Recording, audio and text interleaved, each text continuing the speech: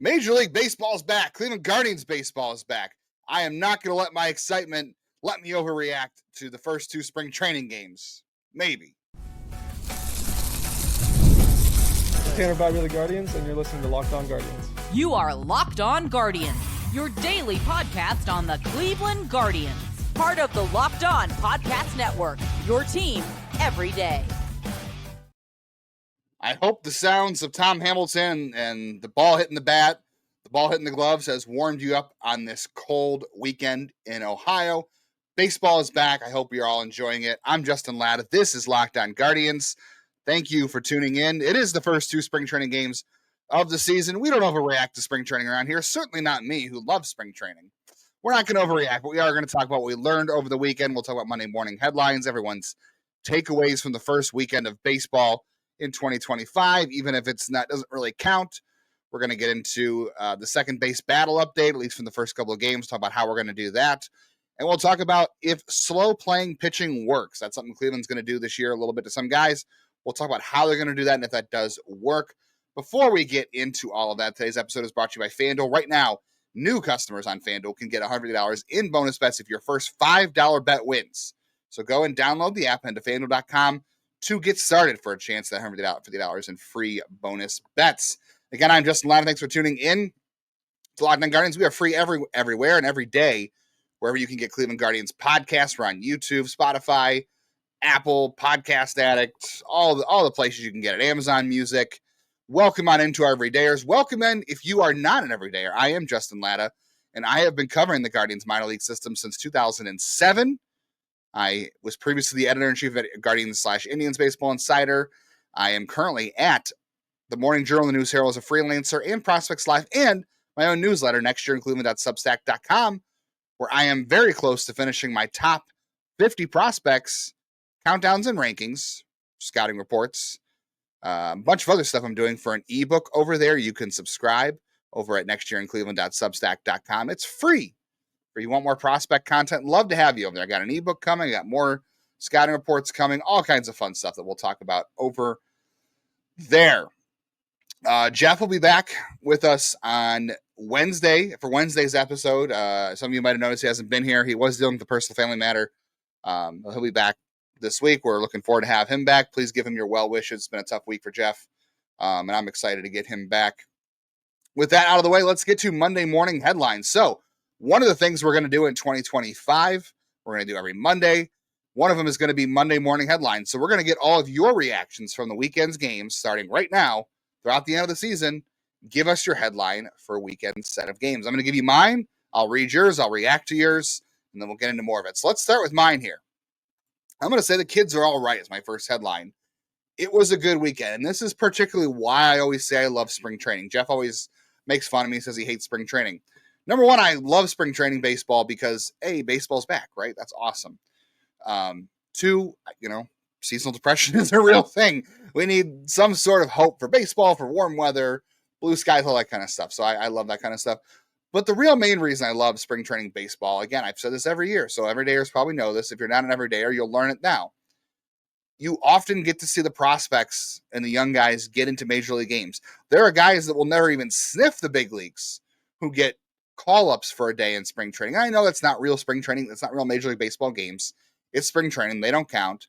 But some of the guys will get call-ups to play in a Major League spring training game. That's quite the accomplishment in itself, I think, and it's at least something. But I love watching spring training baseball because you get guys like Cooper Engel and CJ Kapis and Travis Bazzana and Doug Nikhazy, even though he's on the 40-man roster. But you get guys like that into games early on, and that's the fun part for me. I'm a prospect guy. I've always have been. That's my first love in baseball, is covering prospects, and I can get to that another day. But that's why I love it. I love seeing the young guys get into games at some point.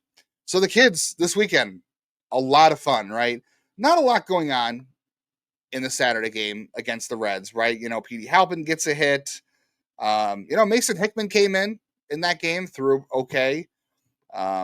Tanner Burns and Zach Kent were both pretty solid, I would say, for their first outing. Not a lot happened, though. Juan Tolentino had a triple. Not a lot happened. Sunday, can the Guardians play the Angels every game? If they could, they'd be a 100-win team, I think. The Angels are going to be bad again. Let's be honest. But CJ Kafis hits a home run. That's a lot of fun, right? And he did it off a major leaguer. Okay, that's important. I'll talk about why that's important in a little bit. We had a big game from Cooper Ingle had 2 hits. Both of them came off major league pitchers. I'll talk about that again. Angel Hanau had an interesting game, I think. Jacob Cozart had a couple at bats. Joe Lampe had a home run. We saw a lot of young guys get into games. That's a lot of fun. I love that. So the kids had a really good weekend. Even some of the younger players. I mean, Kyle Manzardo, not a prospect, but had a nice game on Sunday. So that Jose Devers was one of them too. So good weekend for the prospects. I always love seeing those guys succeed, and I love seeing them against major league talent. Again, I'll talk about that in a little minute. In a minute. The most important thing from this weekend to me was the first start from Triston McKenzie. And it's one start, and everyone's kind of just getting their foot in front of them, all that kind of stuff. And Triston only threw 24 pitches, and one of them went a very long way over the wall. And I'll talk about that in a second too. But 24 pitches, got up to 95 with the fastball, averaged 94. He was 92, 94, 95 in his first outing of the spring. And Stephen Vogt claims that he is up to 97 in bullpens. We'll have to see that in games. We'll have to see that in the regular season if he does indeed make the roster out of spring training. I do think the odds are good, but we'll have future conversations about how committed they are to him and what we have to see from him to make the Major League roster this spring. But it's a good start. The velocity's good. They're encouraged by how he's moving on the mound. He seems less restricted. He seems less concerned. I think there's always that fear from Triston McKenzie that he's going to be hurt. I feel like he's always had that fear. I can't confirm it right now, but I know in the past that's always been a thing for him in the minors. But if he's free and easy and throwing the ball hard, that's a good start. He didn't walk anybody. That's a good start. He gave up the long home run to Ellie De La Cruz on a curveball that hung. And you got to remember about Arizona, too, is breaking balls don't break the same because of the weather out there and then the humidity, whatever is going on in Arizona. Not humidity, but, I'm not going to pretend to be a meteorologist on the show now. I'm not worried about that. He didn't walk anybody. He gave the home run. Triston's always had a home run problem. Even the year he was really good in 2022, home runs were an issue. But it's a good start. I think that's important. The most important thing for McKenzie and anybody in spring training, especially in his position, is stacking good days in a row. He has a solid start. He's got to throw a good bullpen next and a side day. The next day out, stack good days on top of good days. That's the most important thing for Triston McKenzie. That's a good thing for the Guardians. So kids are all right. Stick starts off solid. I will take that. Before I get into your Monday morning headlines here, I'll tell you exactly. Maybe you've heard this before from me. You might, if you're, a more diehard baseball fan, which I imagine most of you are, because you're listening to this podcast every day, and we appreciate that. The thing I will always reiterate about spring training, how I watch it, this doesn't have to be how you evaluate it, it's just me, but this is my advice, and I think this is generally how I've gotten advice from people who know a lot more than I do. Obviously, the early games, whatever. But the thing I always pay attention to is, early games aside, when we talk about prospects especially, is who you're facing. It's always important. You might see, Travis Bazzana taking at bat in the 9th inning off of a guy who might be in high A or might even get cut. That happens. That's part of spring training. But watch who everyone's facing. That's how I look at things. I watch who everyone's facing, and I listen to how the coaches and the manager talk about the player when they're asked about them. The more effusive in praise, is always good. Talking about the work they're doing you're not seeing in games, because a lot of the stuff you're not seeing in spring training games is happening behind the scenes this time of year. Playing time is important. You always have to be careful to watch who they're playing, which we'll talk about that in the second base battle. But I always watch who they're playing. Early on, everyone's kind of on the same footing, but hitters don't need long to warm up in spring training. The reason spring training is as long as it is because pitchers got to ramp up for the season. So hitters are good to go probably in 10 games maybe to get their timing back and see pitches and track pitches again. Pitchers need a lot longer. So as you get deeper into spring training, keep an eye on who's playing versus who. Is Cooper Ingle or CJ Kafis playing against a major leaguer? Are they playing against a nobody? Who, I shouldn't say nobody, because everyone's a somebody in baseball. You don't get this far without being good. But are they playing a guy that's 22 and in high A? Are they playing a guy who's going to be cut next week? Triston McKenzie gave a home run to Ellie De La Cruz. Guess what? Everyone does that. He's a good player, and whatever. But watching who you're facing. If Logan Allen goes out, or Luis Frias, who someone talked about, he goes out and just gets rocked by a bunch of A-ballers, remember that. But if they go out and they're dominating guys that they should be facing, or not dominating guys they're facing, which is all the same. So watch who they're playing. Early on, not as important, I found, but for me, as time starts to ramp up in spring training, always check about the competition, who they're facing, and look at where guys are going. If you've got pitchers who are going one inning, especially starters, they're not ramped up yet, which is why Triston, I think, started this first game, which I'll get into as well. So yeah, watch the competition. Watch how everyone's playing. Watch other guys' reactions. Watch the competition, who they're playing against. All right, when we come back, I am going to read your Monday morning headlines and react. We'll give a quick second base battle update from the first weekend, and we'll talk about why the Guardians are slow playing some pitching, and if that works, and if it makes sense for the Guardians this year.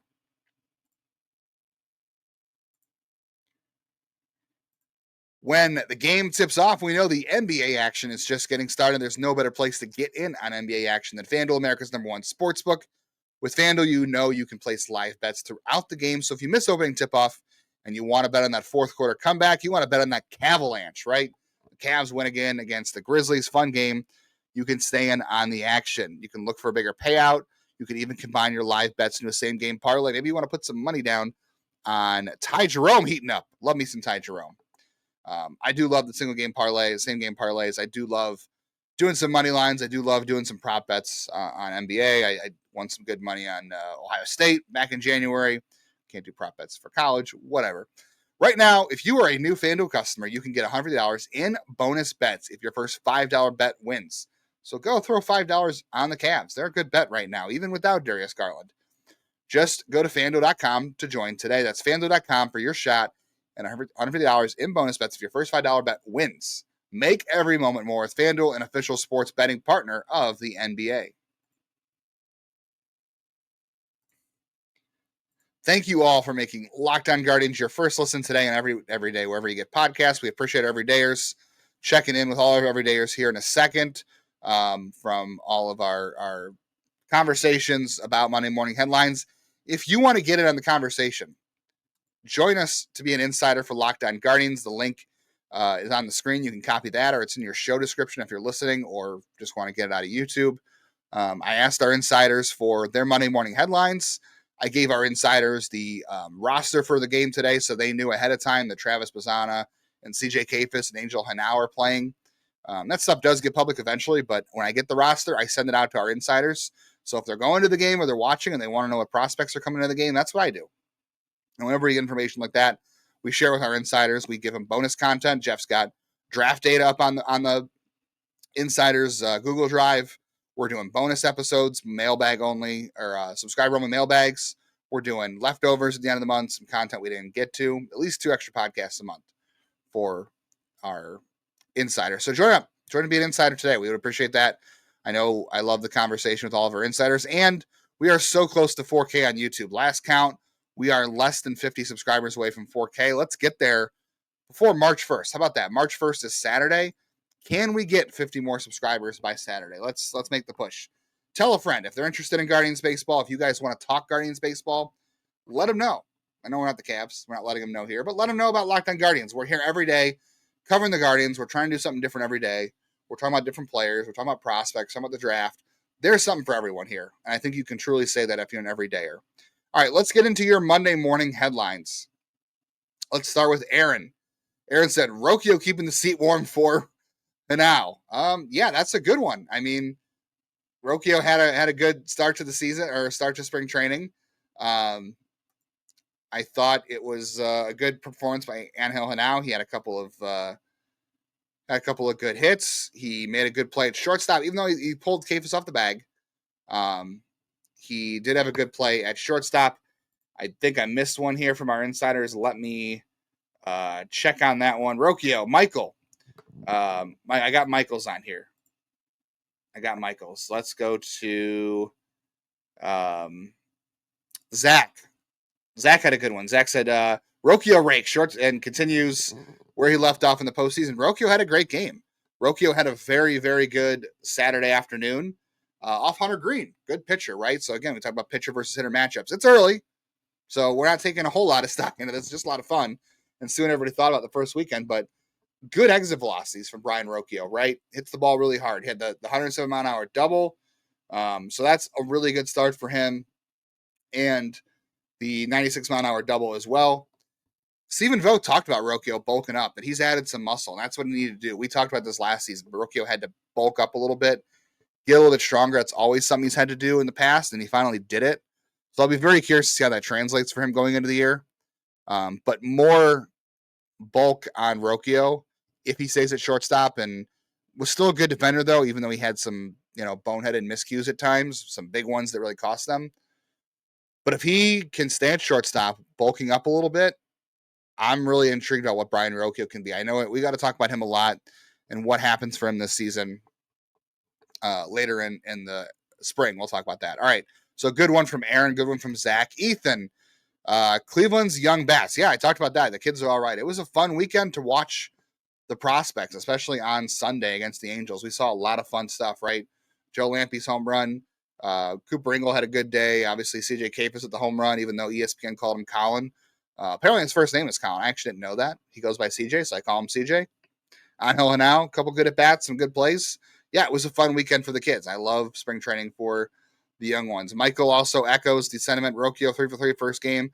Kwan hits a home run. Yeah, good for Stephen Kwan. Hit a home run on Sunday as well. Definitely need to see that. One thing we're going to talk about throughout the spring, I think, about Stephen Kwan is, can he put it all together, right? Can he be the guy he was in the first half? I'm not saying challenging to hit 400, because that's just unrealistic, right? We know that's not going to happen. It's fun, but it's not going to happen. But can he be the first half all-star guy he was, and also combine what he did at the end of the season, the playoffs? Remember, he struggled in the second half and then became the player he used to be, which was more about slapping singles the other way, getting on base when he came back. So can he be that guy from both halves, at least the end of the season? Drew, starters off to good starts. ABS challenge system rocks. I agree. So good outing for Triston McKenzie, we said. I thought Logan Allen looked solid. I definitely want to see a little bit more. I wasn't as encouraged with Logan Allen as I was McKenzie. Maybe that's because the bar for me on McKenzie is a little bit lower than it is Allen right now. I mean, Allen's got some things to work out, but I mean, McKenzie's floor is a lot lower. But Doug Nikhazy, I thought looked really good on Sunday. Ben Lively was fine. Kobe Allard was solid. I don't really have a lot to say about him, but Lively was solid. And yeah, Doug Nikhazy was awesome, I thought. So, and then the challenge system, we saw a couple challenges too that worked out really well. It was quick. It was efficient. It worked. I agree. I think I want to see that in Major League games soon. Matt, who I know was at the games, I hope he had a lot of fun. Catch you next week in Arizona, Matt. He said Ellie De La Cruz gets ownership or granted stewardship of McKenzie and Allen. Yeah, he hit 500 feet of home, or 800 feet of home run off of McKenzie and Allen on Saturday. So, yeah, Ellie De La Cruz is awesome. I think you're going to see it a lot this year. And, sometimes you're going to give home runs to good dudes, and the ball flies in Arizona. It is what it is. Anthony said Santana still is a good eye. Yes, he had a lot of long at-bats on Saturday. So Santana was Santana. The one thing I want to point out about Carlos Santana, we're going to have to talk about throughout the spring and going into the end of the season, is Carlos Santana is typically a very slow starter. So one of the things we'll have to be cautious about is Carlos Santana having another typical Carlos Santana slow start, or is Father Time catching him? I don't know. That'll be something to track throughout the year. Josh said future looks bright. Agreed. The kids were good again. It is just spring training, but I agree. Like some of the young guys were getting at bats off major leaguers. Again, Kafis and Lampe both hit home runs off major league pitcher. Cooper Ingle had a couple hits off major league pitchers. You love to see that. Jeff, not our Jeff, but another Jeff that is our Jeff. 6th inning versus the Reds. Starters of tomorrow dominate versus LA. So yeah, that 6th inning against the Reds, they was not great. Up until then, it was a pretty nice game. I know Luis Frias didn't have a great game, but yeah, the starters of tomorrow were pretty good against the Angels. Carl says Rocchio and Kwan look ready. McKenzie encourages. Absolutely agree. Rocchio looks confident. He looks bigger. We'll talk about how that's going to work. Quan looks like he's feeling pretty good so far. And yeah, McKenzie was very encouraging. I agree. John said stock on Allard and Nikhazy are high. Luis Frias low. Well, it is just one game. So Luis Frias, he had the wild pitch and then or a hit by pitch. So, two rough things right there, but it's his first outing. But I was really impressed by Nikhazy. I didn't see Kobe Allard pitch live. I looked at stats, but I haven't seen him pitch live. But I did see Nikhazy pitch. Thought he looked really good. Thing I'm looking for from McKenzie this year is Nikhazy is this is year 2 of a mechanical change for him. So remember when he came out of college from Ole Miss in 2021, he had this high over the top arm slot, which we talked about last week. We had a listener question in a mailbag on Friday. If you didn't hear this, about traits the Guardians like and mechanics and all that stuff. So Nikhazy had that high over the top delivery where he's releasing the ball up high, and he changed that to like an outside 3/4 thing. So now he's dropping the arm slot a little bit. He changed the mechanics to match that a little bit to get his body in position to throw from out there, because that was the big thing affecting Nikhazy was every guy, their mechanics and their body, the way they deliver the baseball, all should lead up to a natural motion. Everybody has to have a natural arm slot. So from the way pitching works, and I'm not going to describe this elegantly because I'm not an expert on this by any means, but you're building momentum from the bottom up. That's how generally pitching works until you release it. It's the kinetic chain is how they talk about it. I've heard it talked about by people who are smarter than I am. And when you get your body moving all the way to the top, you find your natural motion. And what was happening with Nikhazy maybe is that his body and his mechanics, it was making it harder for him to repeat his delivery with that very high arm slot. It wasn't quite as natural. It wasn't repeatable. He switched to this more 3/4 motion, dropped his arm down, little less movement, a little more natural for his body type and just his mechanics. And that helped him with control a little bit last year. He had to change his stuff because of it. So this is a year 2 of those changes for him. So how he will settle in. Will he get better now that he's got 2 years in to these mechanical changes? Because he's probably been pitching the same way for a long time. And with baseball, it is all about body, your body movement, what you're getting used to. You got to undo habits and redo things. Everyone's kind of used to how they do things movement wise. So you're unlearning a lot of old habits from your body, and you're building new ones of how your body works when you're playing baseball or pitching. So he's learning a lot of new things with this. It's year 2 of that. So we'll see how that changes. All right. We're going to talk about the second base battle real quick in a minute, and we're going to talk about the Guardians slow playing some of their pitching. If that works, why they might be doing it, or why they're doing it. But if that actually works, we'll talk about that in a second here on Locked On Guardians.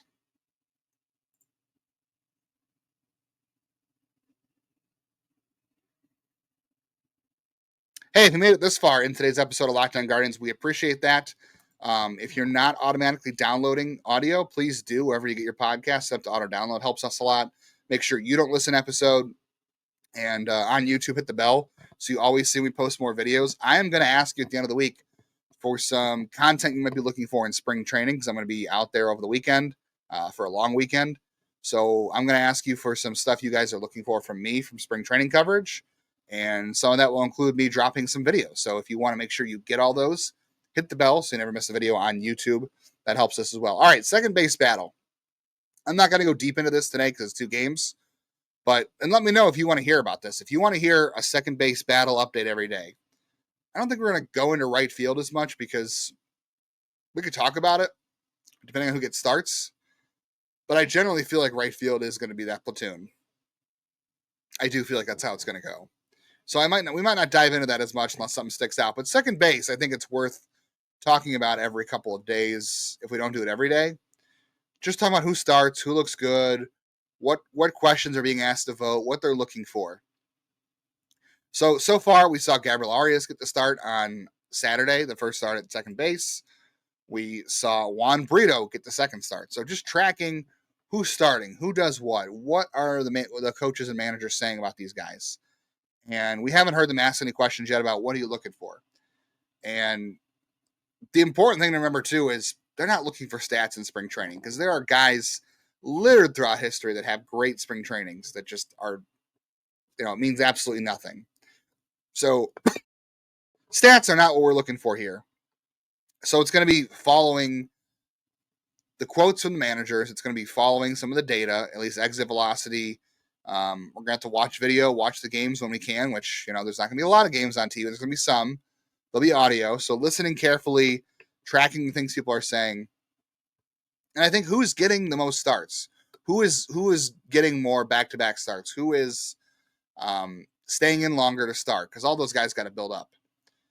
And then who is staying in longer? Who's facing the major league pitching, like I said before? That can tell you something as well. So far, both guys got 2 at-bats. Gabriel Arias did hit a ball hard up the middle. That was good. He had 1 hit. Brito didn't do anything.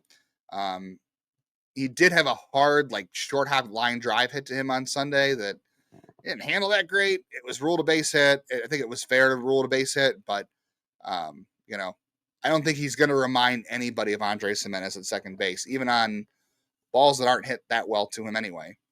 I didn't expect him to make that play. I don't even know if I expect Andres Gimenez to make that play. Maybe he would have, but that won't be Juan Brito.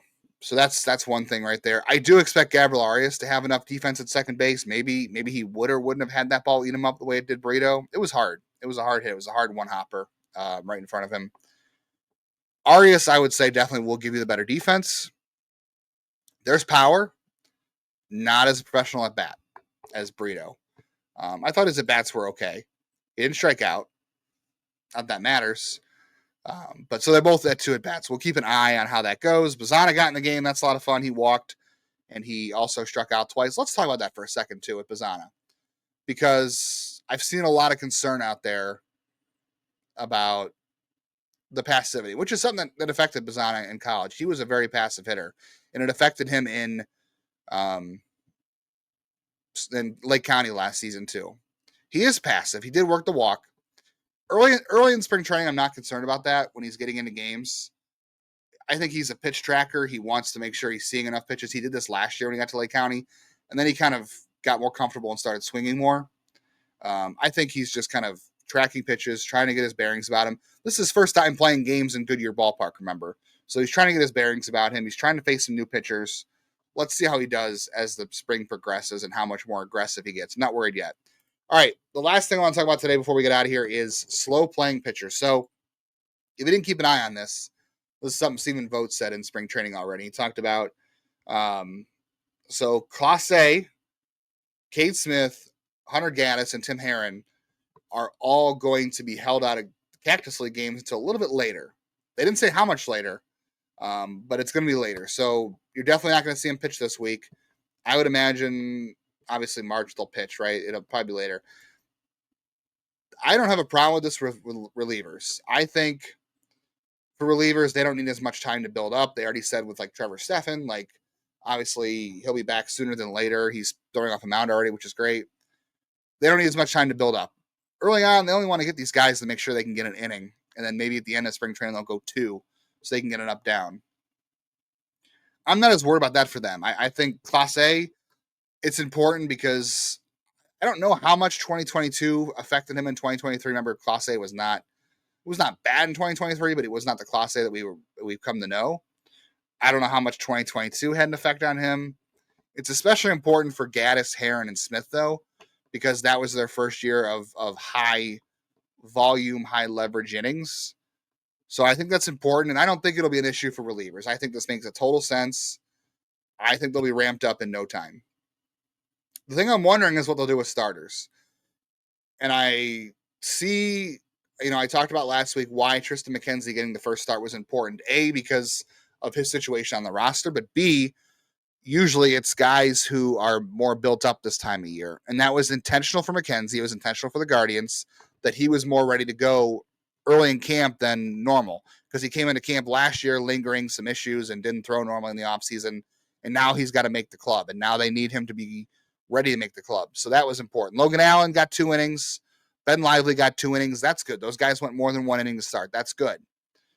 I'll be very curious to see how they handle it with guys like Bybee and Williams and Ortiz, Cantillo's going to start today.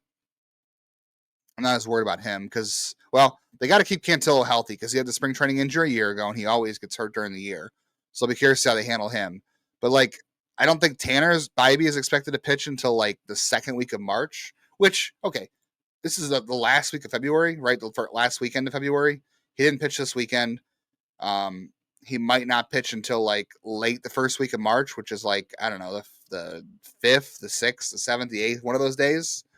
It's only 2 weeks after spring training starts. That's not that late. But they have slow played pitchers in the past. Remember in 2022 they did this with guys like Cal Quantrill and Shane Bieber and Zach Plesac and Aaron Savali. And that kind of worked because they struggled early in the year, and those guys got their bearings throughout the year, and they were better in September. They were definitely a better pitching staff in August and September, which allowed them to win the division, right? That was a big thing. The pitchers came along, and they got better as the season went along. And they were better for the playoffs, and they weren't as prepared for the Yankees that year, whatever. But my concern about this is, can you avoid so much bullpen regression? Because I think we've talked about this in the show before. If you're an everydayer, you know this. The bullpen isn't going to be as good as it was a year ago. This bullpen will be good. I think it'll be fine in 2025. But being a good bullpen in 2025 probably still means they won't be as good as they were in 2024. So slow playing your starters going into the season, slow playing the relievers to me isn't an issue. But if you slow play Tanner Bybee, if you slow play Gavin Williams, even though he didn't have that many innings, he started off last year hurt, so he's not built up as much. If you slow play, they're not slow playing Triston McKenzie, it seems like.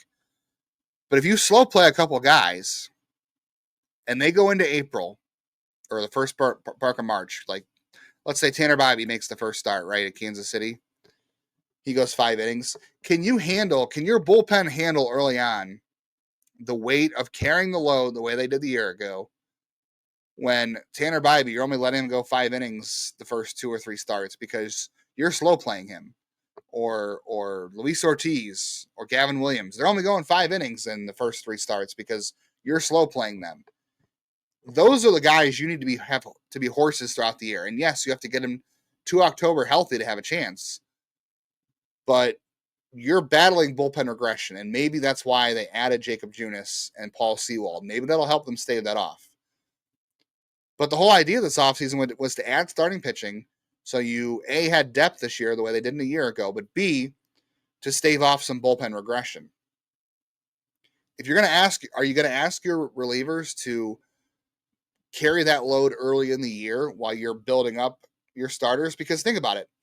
If Tanner Bybee and Luis Ortiz, Gavin Williams, whoever, is only going 5 innings or 6 innings in spring training 1 or 2 times, April, the last 2 weeks of March when they start the season, and in the first like 2 or 3 starts of April, that's an extension of spring training for them. They are still building up throughout the year.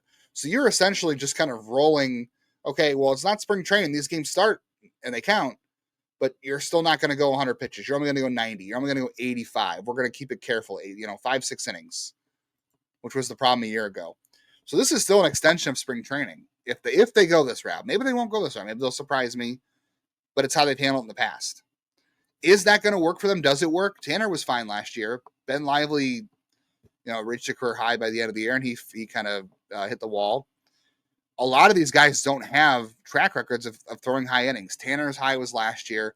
Tristan's high was 2022. Luis Ortiz's high was last year. Gavin's not built up based off of last year. Can your bullpen, can your starting pitching survive April where you're still building these guys up? Is it a good idea? I personally would say I think you need Tanner's and Luis Ortiz and Gavin Williams. I think you need those guys to be ready to go 6 or 7 innings if they can in April. I'm saying 100 pitches. I'm not saying 85. Now I'm saying, can you push them to 110 in April? Maybe 110 is a bit much. I don't know. Can you send him back out there for the 7th inning with 94 pitches and say, well, you're done? But can he go out there and throw 10 more? That's probably something they won't do till May or June. That's the slow playing thing I'm curious to watch. And that's more than spring training. That's going into the year. Let me know if you agree or disagree.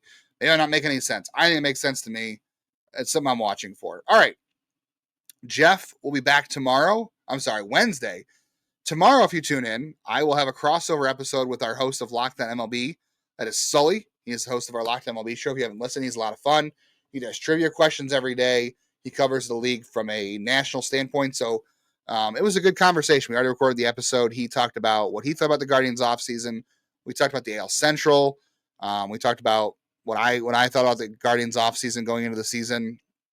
And it was good to get an outside perspective on how the Guardians operate, what they're doing, what the plan is, what the AL Central landscape looks like from the outsider's point of view. So if you're looking for, the 1,000-foot view from somebody else who's not covering the AL Central every day but pays attention, this will be a good conversation. Jeff will be back with us on Wednesday for the episode. We're going to start our position previews. We'll talk about spring training games, of course. And then Friday. So Thursday for Friday, Jeff will be hosting a solo show because I will be in the air en route to Phoenix to spring training. So I'll ask you guys for what you want coverage-wise from me while I'm in Arizona later in the week about that. But he'll be solo. I'm sure he'll want to talk draft. Like I said, send Jeff your best wishes. It's been kind of a tough week for him. So would appreciate that. And again, please subscribe, download daily, set it to download an audio, hit the bell on YouTube, leave us a review. We did get a review recently on Apple. And let me read this review for you real quick because this is important. And I appreciate this review. It's a 5-star review and it's constructive. This comes from the Terry Green Machine, quickly becoming one of the most informative podcasts in the Guards. Pretty objective, well-researched. Thank you. As a result, it's the antithesis of Cleveland Sports Talk and unfortunately another podcast, which, I like those guys. I'm not going to mention them on the air. Drawback is when we're solo, like today. Attempt to provide too much content, tends to be filler, contradictory, or previous talking points are repetitive. Wanted us to skip better rather than abbreviating rather than being solo. So we have to be solo sometimes, like this week when Jeff's got stuff going on. We are going to have solo episodes this year. Jeff and I are going to do one solo episode a week, just so you're aware, to avoid burnout and also allow us to work on other things. But I will take that in the note. So I thank you for that review. That's constructive. While being complimentary, I appreciate that. Any review like that, I love that. So I appreciate that. So please leave us a review. You can email the show at loguardianshow@gmail.com. Leave us a comment, whatever. Find us on social media. Again, back tomorrow with Sully from Locked On MLB for that crossover. Please tune into that if you want like an outside perspective on the Guardians and a conversation on the AL Central. I think it was really good. I love Sully. He's fun, and he's got a great mind for baseball historically too. And then Jeff will be back with us on Wednesday. So thank you all for listening. Appreciate you all. I hope the sounds of Tom Hamilton from Arizona really warmed you up, and the sound of the ball hitting the bat and the glove warmed you guys up as it did for me. It really made my weekend much better. So thank you for tuning in, and be back with you this week for Locked On Guardians 5 days a week from spring training this coming weekend. In the meantime, go Guardians, go.